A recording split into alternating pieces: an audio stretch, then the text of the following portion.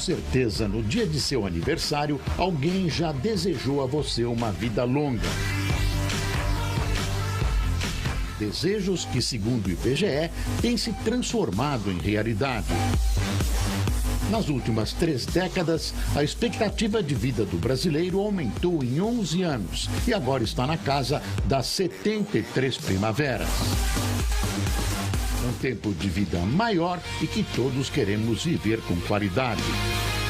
Mas envelhecer bem depende de nós. Como encarar essa estrada sinuosa que nos faz vencer o tempo? Após os 60, 70, 80, o que você vai fazer? Quais serão seus planos? Como é que você vai lidar com as perdas e aprender a fazer amizades, brincar com os netos e ter um olhar positivo sobre o que está ao seu redor? Quem não envelhece morre jovem, mas afinal, já que vivemos mais, será que vivemos bem? Reflexões que estão no livro dos filósofos Mário Sérgio Cortella e Terezinha Azeredo Rios, um apanhado de pensamentos sobre a longevidade. E é para falar sobre esse tema que o Canal Livre recebe o filósofo e escritor Mário Sérgio Cortella.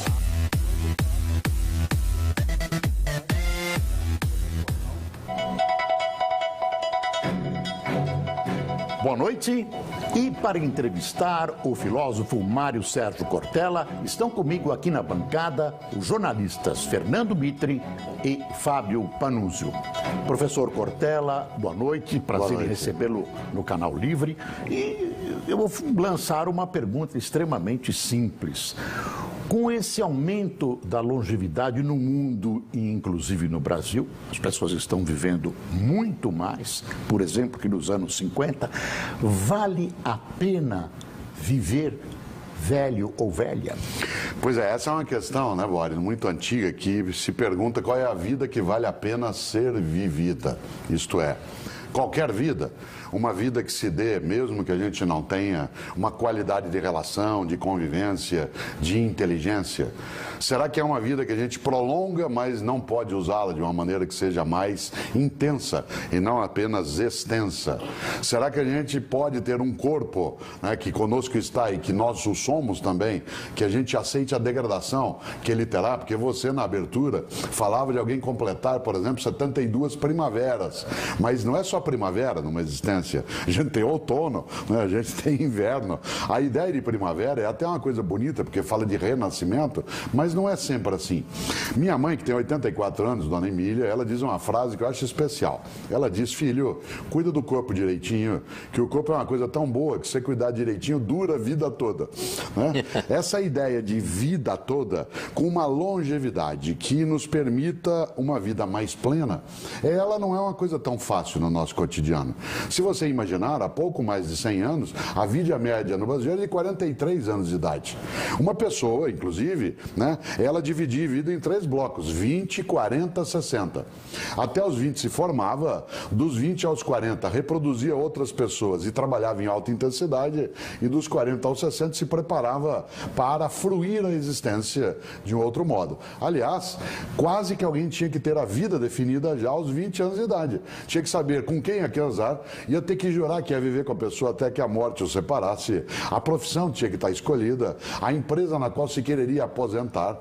Isso mudou. Hoje um menino, na faixa dos 20 anos, está em 1/5 da vida dele.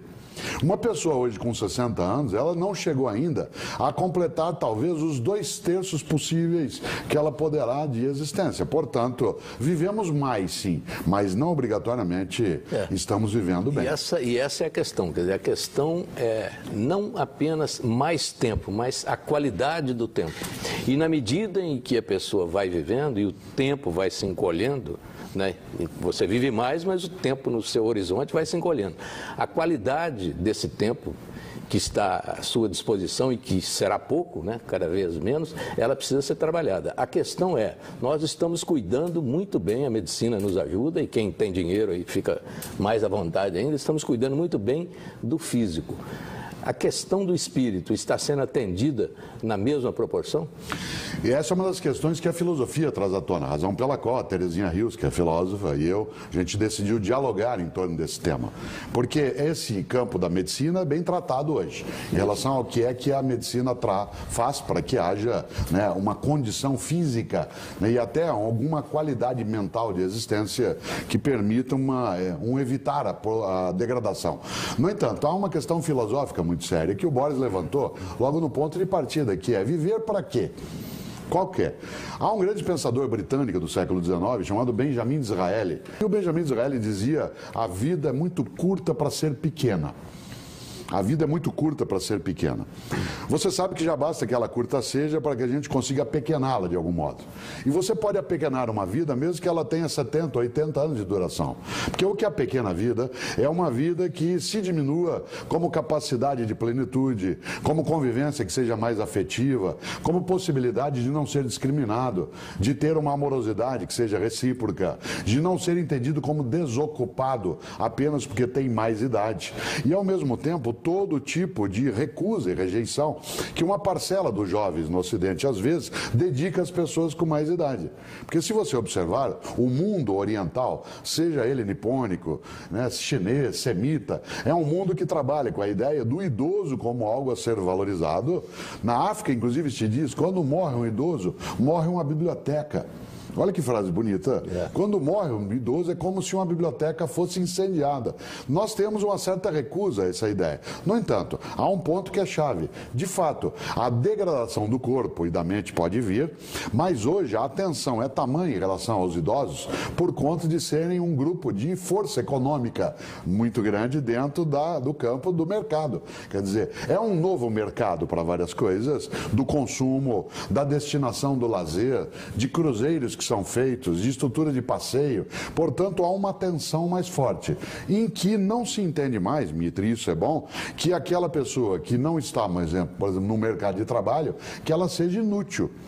A própria palavra aposentado significa aquele que vai por aposento, que fica lá dentro de casa e não aparece mais na rua. Retirado. Isso, né? Em inglês, o retired, ou em espanhol, o jubilado, jubilado, aquele que, em vez de ter o júbilo de aproveitar, é aquele que é colocado fora. Né? Hoje, há sim uma rejeição, por parte, inclusive, das pessoas com mais idade, de imaginarem que ela é alguém desvalida, uma pessoa desvalida. Professor, mas tem, em contrapartida também, hoje existe toda uma estética voltada para a imagem de juventude.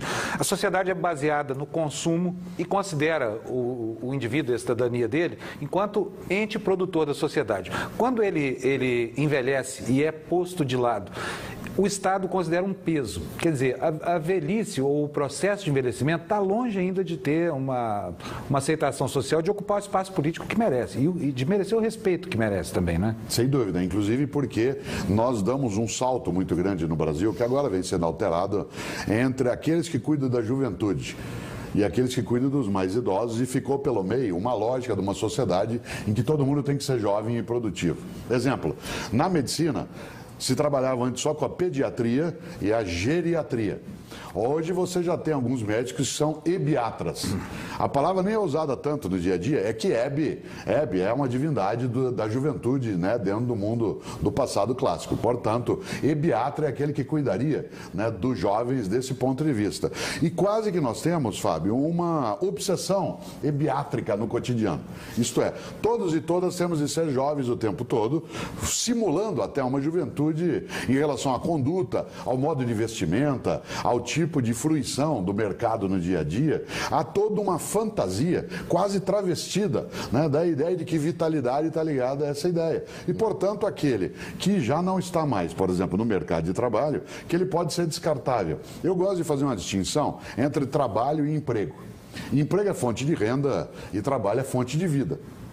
Emprego é fonte de renda e trabalho é fonte de vida. Alguém que não está mais no emprego não significa que não tenha mais trabalho, porque trabalho é sinônimo de ocupação. Por exemplo, ócio. Ócio não é ausência do que fazer. Ócio é a possibilidade de escolher o que fazer. Um preso não tem ócio. Um desempregado que não queria ser desempregado não tem ócio. Ócio não é vagabundagem. Ócio é a capacidade de escolha. Eu me lembro sempre, há um quadrinho antigo, o Mitre deve gostar, né? E o Boris acompanhou isso porque tem mais a nossa faixa etária até do que a do Panunzio, do Fábio. Mas era um quadrinho que os jornais publicavam pelo mundo chamado Frank Ernest, né? Que é clássico. Né? Claro. E tem um que eu acho maravilhoso. Em Não que é o do Frank... meu tempo. Não é do teu tempo. Qual é o nosso tempo? Frank Parênteses. Ernest, claro. Antes até de falar isso, Milor Fernandes, que morreu com 88 anos no ano de 2012, ele dizia, olha só, ele dizia, aos 80 anos ele dizia isso: atenção moçada, quando eu disser no meu tempo, eu quero dizer daqui a 10 anos. Isso, e o senhor coloca no livro muito bem o exemplo do Deus Janus, não é isso? Isso, Janus, a ideia da frente e o passado. Mas eu não queria perder o Frank e o Ernest, que é o quadrinho que eu mais gosto nessa tirinha, em que o Frank vira pro Ernest e me diz assim: Frank, nós somos vagabundos. Porque eles nada fazem. Aí o Ernest diz: não, nós não somos vagabundos. Vagabundo é quem não tem o que fazer. Nós temos, só não fazemos. Portanto, essa ideia do ócio, ele não é sinônimo de vagabundagem. E nesta hora, essa percepção, né, de alguém que é capaz de olhar o passado e o futuro, que é exatamente a divindade bifrontal, né, do mundo latino, Janus, que dá nome ao mês de janeiro, né, alguém que tem um rosto que é voltado para o passado e outro para o futuro, é algo que a filosofia não pode descartar. Não se pode idealizar, né, a idade mais avançada como sendo apenas um benefício. Mas ela não é só um patrimônio, ela é um encargo também. Claro. Mas, professor, há aí o desafio da solidão, né? Como conviver com a solidão, como fugir da solidão. Eu vejo a solidão como uma perspectiva dupla, ambígua. A solidão tanto pode ser negativa quanto positiva, depende do modo como encara a solidão. Eu vejo, por exemplo, o aposentado, para falar de uma coisa bem prática da vida cotidiana. O aposentado tende à solidão. E essa solidão do aposentado, de um modo geral, ela é nefasta, ela é perigosíssima. Ela é fatal. E pode ser fatal. Agora, há uma diferença, né, Mita, entre ser solitário e querer ficar sozinho. Claro, diferente. Há situações do dia a dia em que eu quero ficar sozinho, mas eu não quero ser solitário. Porque o solitário é aquele que não tem a quem recorrer. Isso. É aquele que no grande sertão mesmo porque o solitário pode não estar sozinho e continuar solitário. Você pode ser solitário numa cidade como São Paulo, que é a cidade onde eu moro, entre 11 milhões de pessoas. Isso. Né? Solitário e sozinho é outra coisa. Vez ou outra eu quero ficar só, mas eu não quero ser solitário. O que é o solitário? É aquele que, como eu dizia, no grande sertão, que Guimarães Rosa fala, não tem veredas. Isto é, não tem a quem recorrer. Evidentemente, a pessoa com mais idade, ela vai perdendo referências. Sem fazer uma brincadeira mal educada, por exemplo, o Boris, que tem um pouco mais de idade do que eu, viveu muito mais São Paulo do que eu. Quando caminha na Maria Antônia, né, vocês fez o direito. Quando você caminha na região, né, do Largo de São Francisco, quando você lembra o teu passado no campo, né, do estudo, quando estava na universidade, aquele cenário foi desaparecendo. As referências vão desaparecendo. A banca não está mais lá. Ou as pessoas com idade como a tua, às vezes, já foram falecendo. Você vai sentindo uma certa incapacidade de conexão com o mundo que estava à sua volta. As coisas deixam de ser familiares. A paisagem desaparece. Aliás, isso é um ônus. Eu queria pedir para o senhor contar uma história que o senhor conta no livro, que é da venda da Dona Arminda. Conta essa história, porque eu acho que ela ilustra bem isso que o senhor Você sabe que eu gosto disso, porque na região de Higienópolis, São Paulo, exatamente onde hoje há Parque Buenos Aires, mas quando eu era menino e mudei para São Paulo, era Praça Buenos Aires. Ali na Rua Lagoas ficava o armarinho da Dona Arminda. Né? E de repente você olha e não tem mais. Minha mãe, que sempre morou na região, ela vai passando pelos lugares e os lugares foram desaparecendo. A casa de carnes não tem, aquilo que era o supermercado onde você conhecia o padeiro e o açougueiro vai desaparecendo. Isso vai gerando uma ideia de abandono no cotidiano. Não é casual que, se você imaginar, quando Michelangelo constrói no teto da Capela Sistina a clássica imagem de Deus e Adão quase encostando o dedo, você olha aquilo e não tem clareza se ali é Deus que está procurando Adão para não ficar sozinho, o que talvez possa ser, ou se é Adão que está procurando Deus para não ficar sozinho. Spielberg reproduz isso no ET. Aliás, o filme ET é um filme mais antigo, porque ele é de 1982. Vocês imaginem, é um filme que já tem mais de 3 décadas. Mas uma das cenas que mais emociona no ET, porque a gente não sabe qual é a idade do ET. É interessante, porque ele fica enrugado vez ou outra no filme, a gente até imagina que ele possa ter mais idade, mas como ele se relaciona com crianças, a gente supõe que ele seja mais jovem. Mas a cena mais bonita é quando ele e o menino encostam o dedo e o dedo acende. Essa ideia de uma vida que acende, ela fica um pouco rarefeita, né, para a pessoa com mais idade, porque ela vai perdendo também aquilo que era a relação. Mas ela pode criar novas conexões e hoje ela é mais aceita. Sim, nós não podemos esquecer as instituições, Boris, que criam essas conexões. Não é só o baile da terceira idade, não era só o baile da saudade que o Francisco Petrônio, né, fazia em São Paulo, ou que vários de nós com mais idade íamos dançar o Clube Piratininga, né, dentro de São Paulo, onde você fazia orquestra do Silvio Mazuca, aquelas coisas que tinham, né, coisas do que ligavam. É a ideia de você ter instituições que levam pessoas com uma outra idade, que é mais avançada e que não estão mais ocupadas no emprego, mas que continuam tendo vitalidade, a irem de volta para a universidade. Se você olhar, a Universidade de São Paulo, a PUC São Paulo, da onde eu sou originário, né, dentro da capital paulista, a Universidade Mackenzie e pelo país afora, muitas outras, têm a chamada curso da terceira idade, a Universidade da terceira idade. E que são cursos excelentes.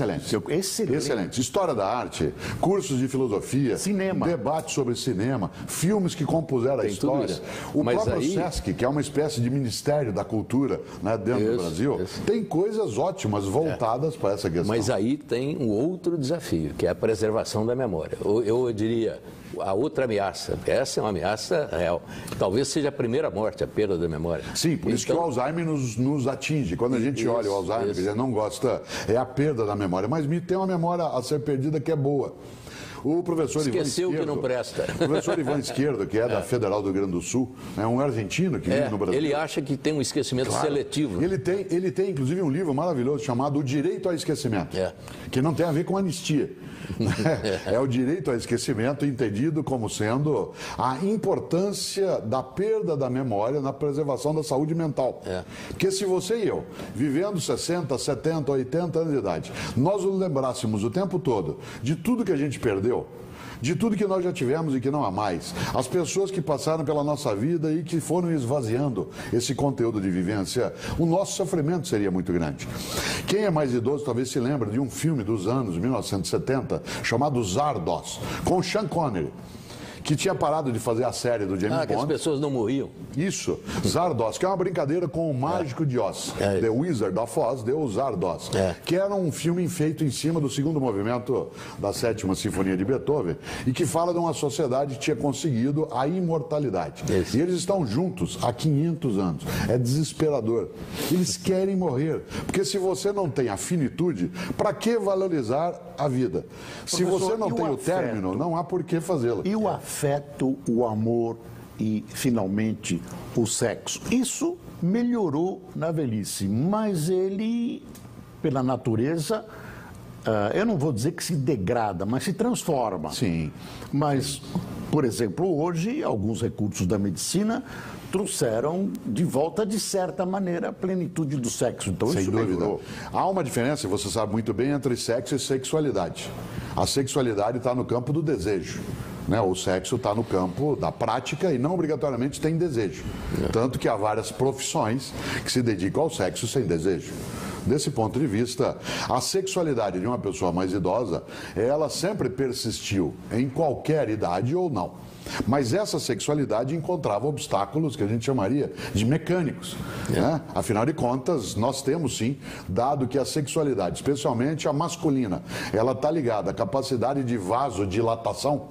Com o passar dos anos, há uma perda dessa capacidade de vasodilatação pela elasticidade, né, que a nossa própria estrutura tem. E o santo Viagra resolve. Os medicamentos que lidam com disfunção erétil, eles são muito utilizáveis para aquelas pessoas que, tendo uma sexualidade que não se conseguia traduzir na prática do sexo, que ela possa ser feita. Eu acho isso uma grande vantagem. O que eu acho uma perda, Mitre, é o fato de alguns jovens com menos idade usarem alguns medicamentos que podem produzir algum tipo de distúrbio, inclusive de natureza cardiovascular, apenas por ter a sensação de algo que se pratica. Agora, o Boris está absolutamente correto nisso. Existem hoje alguns caminhos que a ciência oferece que nos deixam menos entristecidos. E não é só o uso de medicamentos para a prática do sexo. Também a capacidade de repor os dentes para você poder ter uma alimentação mais saudável, um implante em relação a algumas partes do corpo que permite que você tenha sustentação, a utilização de lentes corretivas, a correção agora em breve do glaucoma, a capacidade de operar catarata, tudo aquilo que não repõe o que a gente era. Mas existia um bloqueio da sociedade também. Sim. Uma senhora de 50 anos, eu me lembro de 55 anos, não podia tomar um copo de cerveja num restaurante. Sim. Ou então a minha avó se recolhia, vestia um vestido recatado para a época. Punha até penhoar. E assumia. Sou uma velha, sou um velho. Mas hoje há senhoras de 50 anos que, graças à medicina, a plásticas e outras mágicas, querem parecer 20 ou 30. Aí começa a ficar ridículo. Então, essa obsessão ebiátrica, como eu brincava antes, isto é, essa dedicação desesperada à juventude, quase que um retrato de Dorian Gray, né, trazido ao desespero. É uma coisa terrível. É uma coisa doentia. Isso é doença. Né? Há pessoas que não fazem. Olha Fernanda Montenegro. Onde está o conteúdo da Fernanda Montenegro? São 70 anos de palco. Claro, eu sei que ela precisa mexer. Bibi Ferreira. Eu tenho um amigo que diz, olha, as senhoras, antigamente, quando elas se recolhiam, elas bordavam. Hoje elas pintam e bordam. Professor, agora tem uma história que eu achei muito terna. Achei o ponto mais terno de todo o seu livro, está aqui na página 79. Eu queria que o senhor nos contasse como é que foi isso aqui, se isso é verdade primeiro, porque isso aqui deixa claro que há sim, vitalidade. Sim. No fim da vida. Eu não sei se o Boris deixa eu contar agora nesse bloco. Se ele deixar, eu conto. Não, pode contar, por favor. Ou você quer criar suspense, a gente fala. A história é muito bonita. Então, não, vamos continuar. Tá bom. Porque eu gosto dessa ideia de suspense. E, de fato, no livro a gente conta um pouco isso. Eu fui secretário de Educação na cidade de São Paulo, né, no final, aliás, no início dos anos 1990. E é interessante porque um dia eu fui visitar uma escola na Zona Leste de São Paulo e, ao chegar na escola, era de manhã, havia um casal de idosos que estavam cuidando do jardim da escola. E eu perguntei a eles, dado que idosos de manhã numa escola de educação infantil e de ensino fundamental não era tão usual. Idoso, o senhor está falando, é idoso mesmo. Idoso mesmo, gente com mais, eu imaginava, mais de 80. E ao encontrá-los, como aquela escola tinha à noite curso de educação de adultos, eu perguntei ao senhor e à senhora, que pareciam ser o casal e o eram, o que eles estavam fazendo ali. E disseram, nós estamos cuidando aqui do jardim, porque a gente estuda aqui à noite, nós estamos aprendendo a ler e escrever, e a gente queria retribuir à prefeitura aquilo que nos dá. E eu falei, nossa, como é que a senhora chama o senhor? E eles eram um casal, ela se chamava, olha que bonito, Maria e ele João. João e Maria. Né? Agora eu era herói e meu cavalo só falava inglês. Olha que coisa boa. Aí eu falei, o senhor, quantos anos o senhor tem, seu João? Ele falou, eu tenho 91 anos. Eu falei, nossa, e o senhor está querendo fazer curso de alfabetização para quê? Ele disse, porque eu quero ser engenheiro. Que maravilha. E eu fiquei absolutamente tocado com aquilo, porque ele não seria engenheiro por uma série de razões. Ele estava fazendo ainda a alfabetização de adultos, ele teria que depois fazer o que a gente chamava na época de suplência 1, suplência 2, fazer vestibular, entrar numa universidade, mas não tem importância, ele estava vivo. Aí virei para ela e falei, dona Maria, e a senhora quantos anos tem? Estou com quase 90. E por que a senhora quer ser alfabetizada? Ela falou, sabe o que é? Quando eu era menina, eu trabalhava, e trabalhei muitos anos, na cozinha de uma fazenda perto da cidade hoje de Taubaté, né, num lugar chamado Buquira, que hoje é uma cidade ali no pé da Serra da Mantiqueira, no estado de São Paulo, e eu cozinhava para um homem que escrevia livro, e ele adorava a minha comida, e eu queria demais ler algum livro dele algum dia, por isso que eu vim fazer o curso. Falei, como é que esse homem chamava? Ela falou, Monteiro Lobato. Eu quase caí sentado. Ela foi cozinheira do Monteiro Lobato e não conseguia ler o livro que ele escreveu. E eu até fiquei chocado na época, eu aprendi a ler lendo Monteiro Lobato.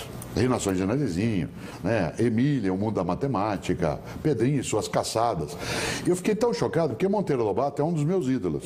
E quase fiquei, Boris, com um pouco de raiva dele, embora ele não merecesse, porque como é que ele não alfabetizou? Um homem que criou a editora, que criou a clássica frase de que um país se faz com homens e livros, não era uma preocupação naquela época, né? A ideia de você alfabetizar todas as pessoas como um direito subjetivo. Mas eu achei tão bonito, evidentemente, como isso aconteceu, Fábio, há mais de de 20 anos eles já faleceram.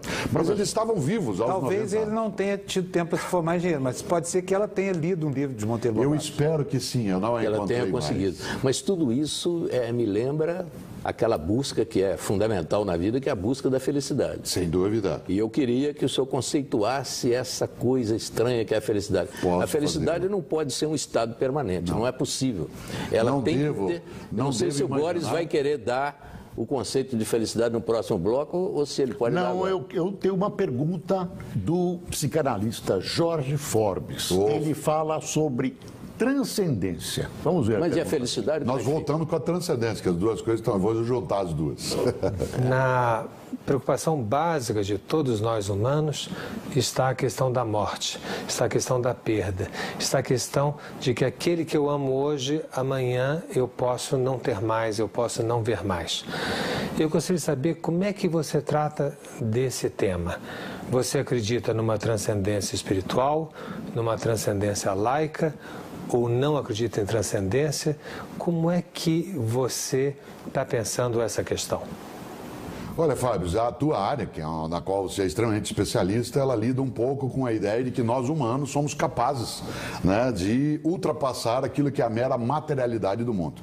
Eu entendo a transcendência, e eu acredito nela, eu entendo a transcendência não como uma força pessoal, mas como uma capacidade de vitalidade que emana no conjunto da força que faz a vida vibrar. E por isso é sim uma transcendência que vai além do mundo que nós estamos e que, portanto, dá sentido à vida e nos oferece a percepção de que, embora eu seja mortal, como você lembrou, que a minha vida não é inútil, descartável, mera biologia que, sendo vibração molecular, isto é, eu sou uma unidade de carbono, né, como dizia o senhor Spock no Jornada nas Estrelas. Né, a química orgânica, quem estudou, lida com aquilo que tem carbono, a química inorgânica com o que não tem carbono. Eu não sou mera unidade de carbono, eu sou, sim, carbono que é capaz de ficar na memória, ficar na vitalidade, me repartir em vida. E para mim, transcendência é exatamente isso. E pode se transformar na possibilidade de religiosidade. A gente não deve, já conversamos até isso em algum momento, confundir religião com religiosidade. Religiosidade é uma percepção de reverência à vida que ultrapassa a mera matéria. Enquanto que religião é você canalizar isso para um tipo específico de culto, com rito, com livro, etc. Eu tenho uma religiosidade na qual, Mitre, a ideia de felicidade, ela só existe por ser transitória e não ser um estado permanente. Como eu sou mortal, aliás, como todas e todos o somos, eu sei que eu não posso imaginar que um dia eu chegarei à felicidade. A felicidade não é um estado contínuo, ela é uma ocorrência. O que é a felicidade, no meu entender? É quando você tem, repito a expressão, uma vibração intensa que só é boa porque é passageira. Aliás, é como o consumo de uma taça de vinho. Eu gosto de fazê-la sempre, mas eu não gosto de fazê-la o tempo todo. O alcoólatra não encontra prazer na bebida, ele tem dependência. Uma pessoa que usa o cigarro de maneira contínua como dependência não tem prazer naquilo. Só existe prazer na carência. Só existe felicidade na não continuidade. Que é essa questão por que o extensa. Mitre colocou da Exatamente. felicidade. Eu só sou capaz de momentos de felicidade porque ela não é contínua. Se ela fosse, eu não a fruiria e nem perceberia. Eu dou um exemplo que vale até. Quem já fez alguma vez na vida um exame que a medicina às vezes pede, que é o ultrassom de vias urinárias. Se tem uma coisa gostosa na vida, de vez em quando, é água, quando você está com sede. Tomar um copo d'água, fazer esse gesto, é algo que a gente até frui.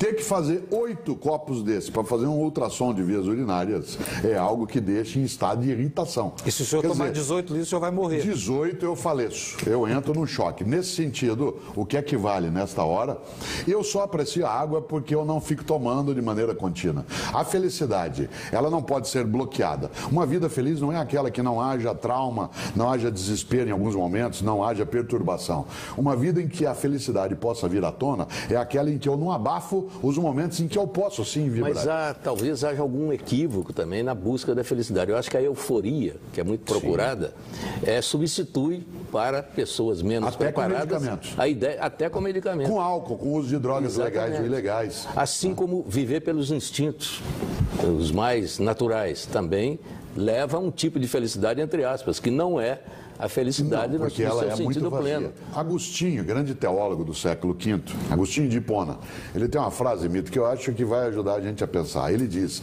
não sacia a fome quem lambe pão pintado. Não sacia a fome quem lambe pão pintado. Não basta se contentar com as aparências.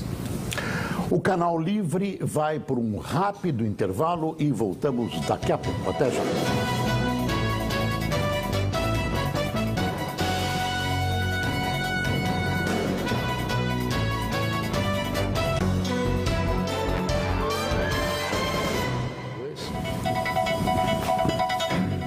Voltamos com o Canal Livre, que esta noite discute a longevidade com o filósofo Mário Sérgio Cortella. Professor, eu me lembro de um filme japonês antigo, acho que do Kurosawa. Eram duas pessoas mudas, não eram idosas. E o filme tinha um nome que eu sempre lembro, que é A Felicidade Está em Nós. Transplantando isso para a velhice, a felicidade está em nós? Ela está como possibilidade. Isso no livro Vivemos Mais, Vivemos Bem, a Terezinha Rios e eu dialogamos em torno disso. Não é aquela ideia absolutamente romântica, tolamente romântica, não porque o romantismo seja tolo, mas porque há um tipo de romantismo tolo, que é aquele que acha que a felicidade mora em nós, em vez de morar ao lado, para usar um título de um outro filme mais antigo, né? De que a felicidade mora em nós e é só você colocá-la para fora. Não é assim. A felicidade também ela é circunstancial, isto é, ela depende do que está à nossa volta, depende daquilo que eu tenho comigo, das minhas relações, das pessoas com as quais eu tenho relação afetiva, mas que há a possibilidade, né, de felicidade. A gente falava antes em transcendência, né, se usa na teologia uma expressão que é homo capax Dei. O que é homo capax Dei, usando o latim? É o homem capaz de Deus, capaz da transcendência. Ele realiza ou não isso. A felicidade é a mesma coisa. É o homo capaz da felicidade. Você sabe que feliz em latim é félix.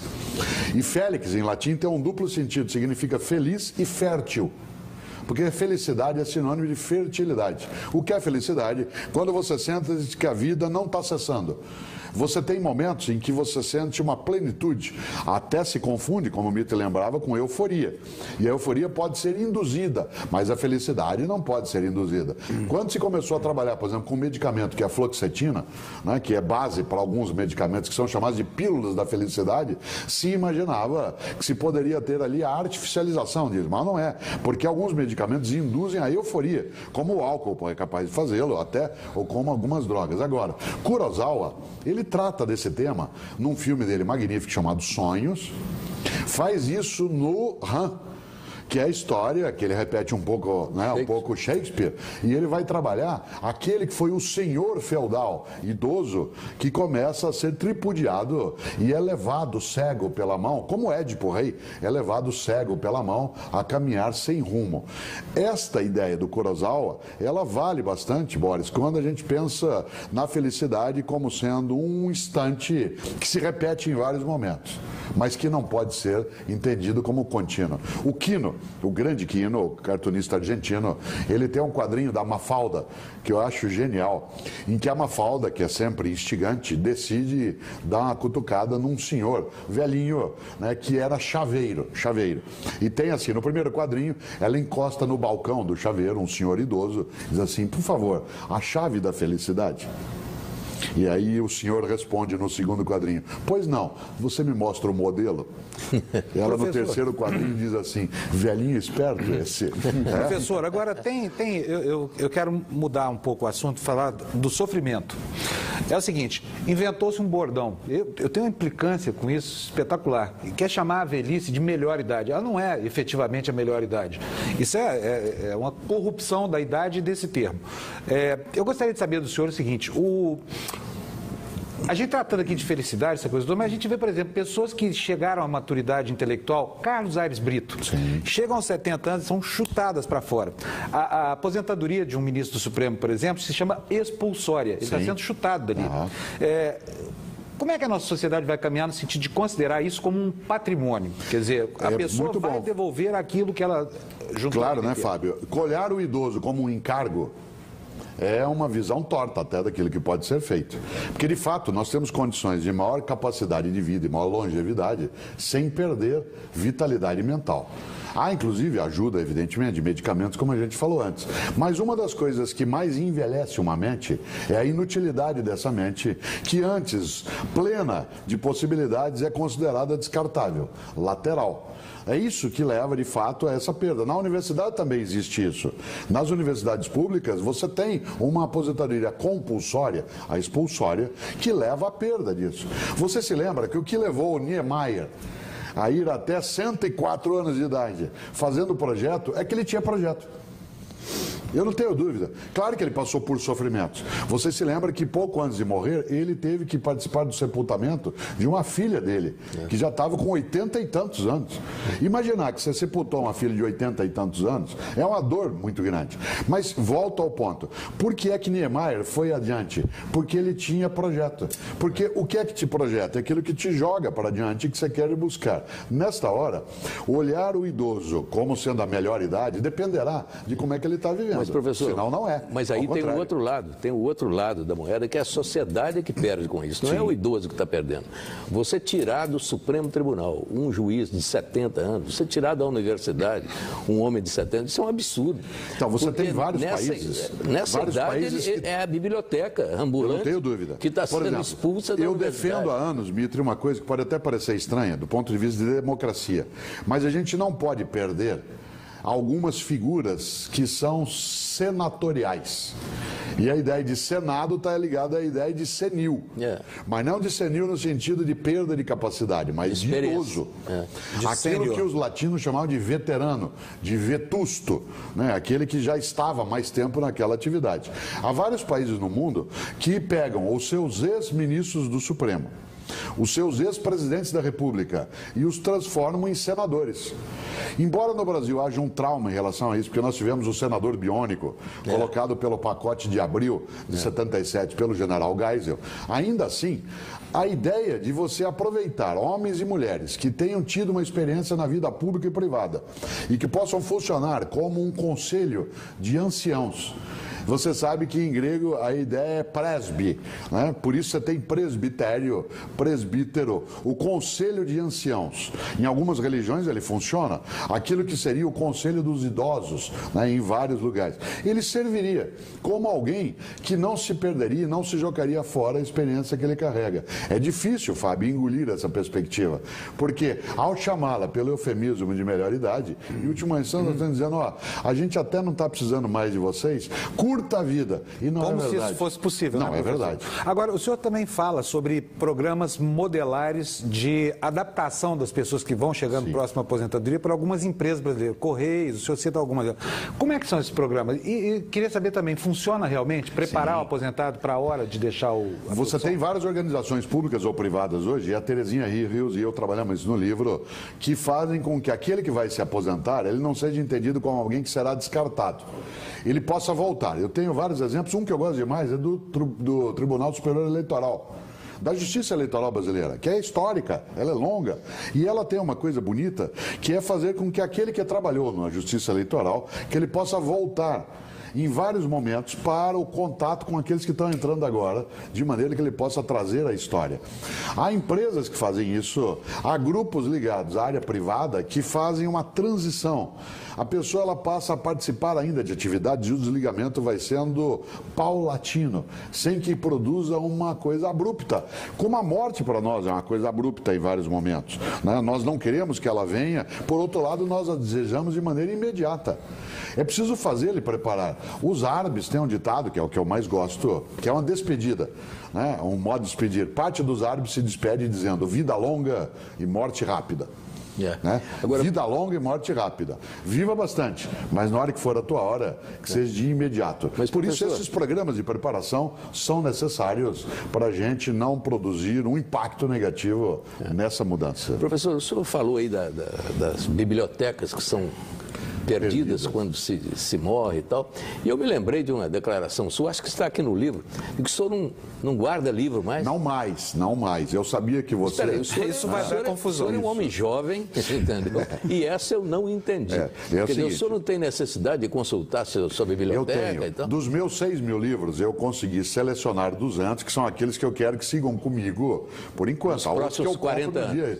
Que sigam comigo pelo tempo que eu for. Mas o restante, ao acumulá-lo, é um nível de apego que eu fico meio irritado comigo mesmo, né? Mahatma Gandhi dizia que tudo aquilo que você possui sem necessidade pode ser considerado um furto.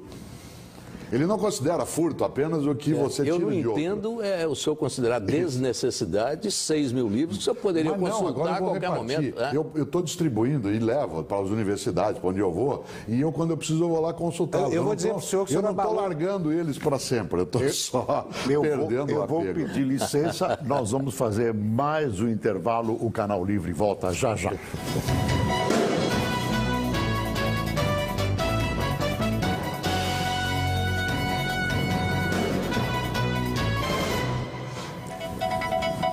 Estamos de volta com o Canal Livre, que esta noite recebe o escritor e filósofo Mário Sérgio Cortella. O senhor falava dos seus livros, da sua biblioteca, e eu coloco uma questão. Também isso é uma maneira de fazer com que o outro que não tem possibilidade de ter o livro, o tenha. Sem dúvida. Quer dizer, não é jogar no lixo o livro. Eu tenho esse livro que nós estamos conversando um pouco, é da editora Papiros. Eu tenho outros 5 livros, além desse, é o 6º livro pela editora Papiros, é sempre em forma de diálogo. E uma coisa que eu gosto é os livros que eu recebo da editora, aqueles que a gente usa para divulgação, uma parte deles eu costumo passar adiante para pessoas em alguns locais, pessoas que eu encontro às vezes no meu dia a dia, e eu tenho hoje um hábito que eu acho que ajuda quando eu vou ficando mais longevo. Em vez de eu guardar aquilo que seria para mim uma propriedade, eu hoje, os livros que eu quis ter, aqueles livros que são autografados, aquele que o autor anotou algo, eu guardo e tenho como para mim um presente. Mas aquele que eu acabo de comprar, que não é um clássico, e eu acabo de ler, eu passo adiante. Mas o senhor provocou um abalo profundo no Mito, que é um colecionador compulsivo de livros, e ele os consulta. Sim. Agora, teve uma coisa sobre os livros que o senhor falou que me deixou mais impressionado do que esse despojamento. O senhor falou, eu não tenho tempo mais para ler qualquer coisa, eu não leio mais qualquer coisa. Certo. E aí vocês dois concordam. Claro. Concordo, você lógico, concorda. Claro. Eu tenho amigos queridos que escrevem livros e me mandam, e eu digo para eles, olha, infelizmente, eu não tenho tempo. Você sabe que eu uso uma expressão, eu citei minha mãe na abertura do Canal Livre e queria falar alguma coisa nisso, porque às vezes minha mãe, nós moramos próximo em São Paulo, e diz assim, filho, vem aqui conhecer uma amiga minha. Falou, mãe, você desculpe, mas eu já conheço muita gente, eu não dou conta de quem eu já conheço. Se eu for conhecer mais gente, eu não tenho o que fazer. E com os livros é a mesma coisa, hoje eu sou mais seletivo, claro, isto é, sou mais capaz de escolher aquilo que eu vou fazer, inclusive nos clássicos. Aliás, tem que ser seletivo em tudo, não só nos livros. Os livros realmente, objetivamente, significa uma possibilidade de você trabalhar essa ideia de seletividade. E eles porque a qualidade objetiva. Lembra a minha vida. Há livros que eu pego, Boris, que eu li quando eu tinha 15 anos de idade. Portanto, a minha longevidade também é olhada por alguns livros que eu tenho na minha estante. Né? Mas não é todos. Tem alguns que eu não preciso. Nós falamos muito de vida, de como viver, de vivência, de transcendência e de felicidade. Como ligar um idoso, uma idosa, a perspectiva de morte à felicidade? É possível? A Terezinha Rios cita no livro uma coisa que eu acho maravilhosa, em que ela diz o seguinte, citando uma frase muito interessante, que é de outro pensador, que ela traz à tona, que diz o seguinte, o contrário de vida não é morrer. Morrer é o contrário de nascer. A vida não tem contrário. Olha que frase forte. O contrário de viver não é morrer. É assim. É não viver. É não viver, que é outra lógica. A vida não tem contrário. Por isso, não se prepara alguém para morrer, só se prepara alguém para viver. O grande pensador, aquele que discutiu bastante dentro do epicurismo algumas coisas, e até certo momento, aquilo que foi trazido, ele dizia, você lembra? A morte não existe. Ele diz, eu e a minha morte nunca vamos nos encontrar. Eu não Epicuro, tenho medo dela. Epicuro. Sim. A Epicuro dizia, quando eu existo, minha morte não existe. Quando ela existe, eu não existo. Claro. Como que eu vou temer algo que eu não encontro? Por isso, a grande questão não é eu e você ficarmos pensando que nós vamos morrer, porque isso é um fato. A grande questão não é a morte, é a vida que você terá enquanto ela não acontece, para essa vida não ser pequena, banal, fútil, inútil. Basta pensar, Paris Torelli, né, o grande barão de Tararé, ele dizia, a única coisa que você leva da vida é a vida que você leva. Né? Por isso, não há outra possibilidade. Eu acho que uma pessoa não tem, Boris, que se preparar para a morte, ela tem que se preparar para não ter uma vida desperdiçada. Mário Quintana, eu citei um gaúcho, que é o Paris Torelli, vou citar outro.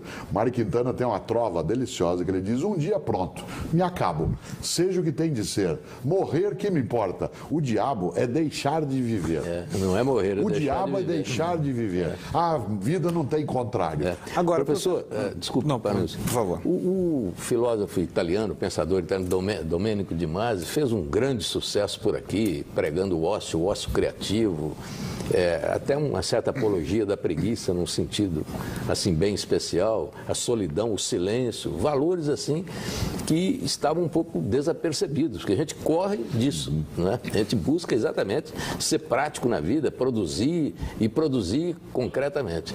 O que o senhor acha dessa face da vida, que é a busca do ócio, da solidão? Acho que o Domenico de Masi, ele trouxe uma coisa boa, que foi a gente parar de ter uma certa laborlatria. Isto é, o exagero pelo trabalho. Nós usamos até como critério. Quer ver um exemplo? Você fica doente 10 dias, a hora que você está ficando bom, você vira para o médico, em vez de dizer assim, doutor, posso já voltar a dançar? Posso voltar a passear? Posso voltar a brincar com os meus netos ou com meus filhos? Não. Posso voltar a trabalhar? É claro. Como se esse fosse o único critério. Agora, há um momento que algumas empresas exageraram, por exemplo, na ideia de ócio criativo, e começaram a fazer disso uma obrigação. Quando você torna obrigação, não é mais ócio. Aí deixou de ser ócio. O ócio é aquilo que você tem o tempo livre para fruir. O idoso, ou como prefere alguns, o velho, a Terezinha Rios e eu, nesse diálogo, nós discutimos. Eu chamo de idoso, ela chama de velho. Né? E ela gosta de fazê-lo, porque ela acha que velho é uma coisa carinhosa e eu prefiro idoso. Mas ainda assim, eu acho que quando a gente pensa em ócio, não é a vida que você não tem o que fazer, volto a esse ponto. É aquela vida que você pode escolher o que fazer. Para isso é tarefa do poder público ajudar a garantir as condições e da família também, não descuidar, isto é, não abandonar, não deixar trancado no aposento como se fosse a louca da casa que fica lá fechada. A Adélia Prado, que é mencionado aí, diz muito, e ela já está bem idosa, ela diz, eu não quero nem a faca nem o queijo, eu quero é a fome. Né? Isto é, a ideia do desejo. Claro. Desejo é vitalidade. Professor Cortella, nós estamos chegando ao final do Canal Livre dessa noite e o senhor tem 1 minuto para suas considerações finais, por favor. Eu volto ao Milor Fernandes. Milor, quando ele dizia, atenção moçada, quando disser no meu tempo, eu quero dizer daqui a 10 anos. E volto também, nesse minuto, a Pierre Dac. Pierre Dac foi um grande ator do cinema francês, foi até da resistência francesa. Ele dizia, o futuro é o passado em preparação. O futuro é o passado em preparação. Que passado eu quero ter daqui a 20, 30 anos? Essa é a questão central. O Canal Livre de hoje fica por aqui. Nós agradecemos a presença do filósofo e escritor Mário Sérgio Cortella e dos jornalistas Fernando Mitre e Fábio Panunzio. Uma ótima semana e a gente se vê no domingo que vem. Até lá e boa noite.